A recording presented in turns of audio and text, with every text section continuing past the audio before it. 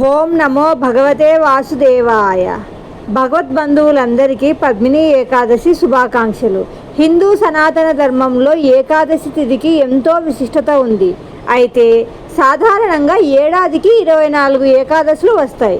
కానీ 3 ఏళ్లకు ఒకసారి మాత్రమే వచ్చే అధిక మాసం లేదా పురుషోత్తమ మాసంలో వచ్చే ఏకాదశి అత్యంత అరుదైనది, అత్యంత శక్తివంతమైనది కూడా. అదే ఈ పద్మిని ఏకాదశి. ఈ రోజు ఉపవాసం ఉండి శ్రీ మహావిష్ణువును ఆరాధిస్తే ఏడాదిలో వచ్చే మిగిలిన 24 ఏకాదశుల పుణ్యం ఈ ఒక్క రోజులోనే లభిస్తుందని పురాణాలు చెబుతున్నాయి. అసలు ఈ ఏకాదశికి పద్మిని అనే పేరు ఎలా వచ్చింది? దీని వెనుక ఉన్న రహస్య కథ ఏమిటి?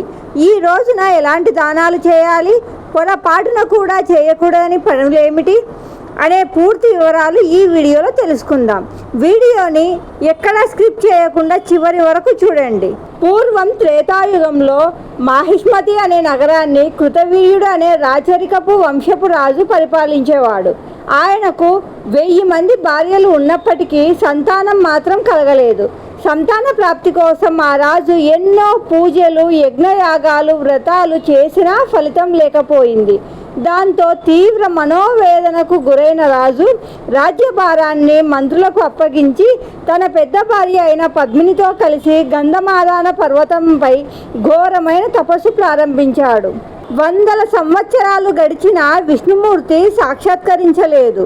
అప్పుడు రాణి పద్మిని మహాసాధ్వి అయిన అనసూయాదేవిని ఆశ్రయించి సంతానం కలిగే మార్గాన్ని తెలుపమని వేడుకుంది. అప్పుడు అనసూయాదేవి, రాణి, ప్రతి 3 ఏళ్లకు ఒకసారి వచ్చే అధిక మాసంలో శుక్లపక్ష ఏకాదశి వస్తుంది. ఆ రోజున నిర్జల ఉపవాస వ్రతాన్ని ఆచరిస్తే శ్రీ మహావిష్ణువు తప్పక అనుగ్రహిస్తాడు అని చెప్పింది. అనసూయాదేవి చెప్పిన విధంగా రాణి పద్మిని అత్యంత భక్తి శ్రద్ధలతో, కఠిన నియమాలతో ఈ అధిక మాస ఏకాదశి వ్రతాన్ని ఆచరించింది. ఆమె భక్తికి మెచ్చిన లక్ష్మీనారాయణుడు ప్రత్యక్షమై, రాణి, నీ వ్రతనిష్టకు నేను ప్రసన్నుడయ్యాను. నీ పేరు మీదుగానే ఈ రోజును పద్మిని ఏకాదశిగా పిలుస్తారు. నీకు ఎలాంటి వరం కావాలో కోరుకో అన్నాడు. అప్పుడు ఆమె తన భర్త కోరిక ప్రకారం ముల్లోకాలను జయించగల పరాక్రమవంతుడైన కుమారుడు కలగాలని కోరింది. ఆ వరం వల్లనే వారికి కార్యవీర్యార్జునుడు జన్మించాడు. రాణి పద్మినీదేవి భక్తితో ఆచరించడం వల్లే ఈ ఏకాదశికి ఆ పేరు వచ్చింది. పద్మిని ఏకాదశి రోజున దానం చేయడానికి విశిష్టత, ప్రాముఖ్యత ఉంది. ఈ రోజున చేసే చిన్న దానమైనా సరే జీవితంలోని కష్టాలను దూరం చేస్తుంది.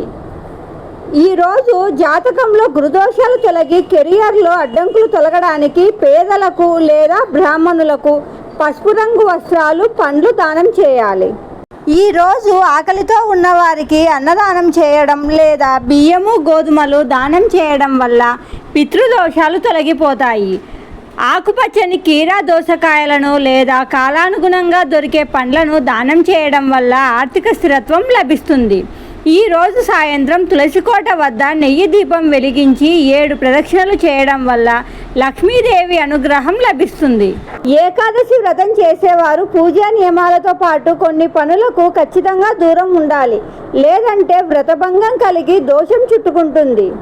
ఏకాదశి రోజున ఇంట్లో ఎవరూ కూడా అన్నం వండకూడదు, తినకూడదు. కంచు పాత్రలలో భోజనం చేయడం, మసూర్ దాల్, తేనె మరియు ఉప్పు ఉపయోగించిన పదార్థాలకు దూరంగా ఉండాలి. ఈ రోజున కోపతాపాలకు లోను కాకూడదు. ఇతరులపై నిందలు వేయడం, అబద్ధాలు చెప్పడం, ఎవరినైనా కించపరచడం వంటివి చేయకూడదు. ఏకాదశి రోజున పగటిపూట నిద్రపోకూడదు. రోజంతా భగవన్నామ స్మరణలోనే గడపాలి.